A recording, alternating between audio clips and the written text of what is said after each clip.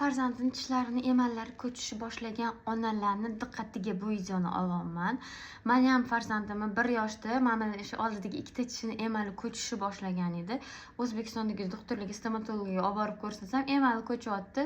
Bo'ldi, hech narsa qila olmaysiz. Tishni tuzukroq maslahat ham bir gel, pel dori bor, hech narsa qilib berishmagan. Ikkiga Rossiyaga olib borganimda ham bir ko'rsatib ko'raychi deb stomatologga olib borganimda, tezroq ko'krakdan chiqar, kechqurun emizmaslikka harakat qilgan degan.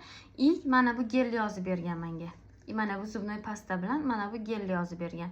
Bu tishini emallari ko'chishini, keyin tishlar emali ko'chgandan keyin bilasizlarmi, to'kilib ketadi-yu. Tishlar hozir juda ham ko'p bolalarda shu muammo.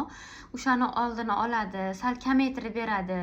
1 yil, hatto 2 yoshgacha turib beradi tishlari deb aytgan edi menga.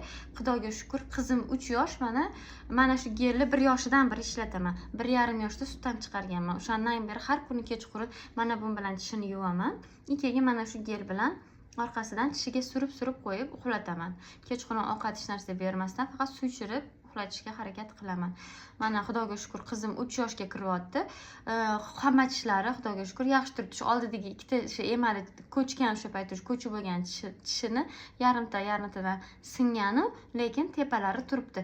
Qolgan tishlari ham xudoga shukr poka что yaxshi turibdi. Unaqa qurtilab, uqalanib tushib ketmagan.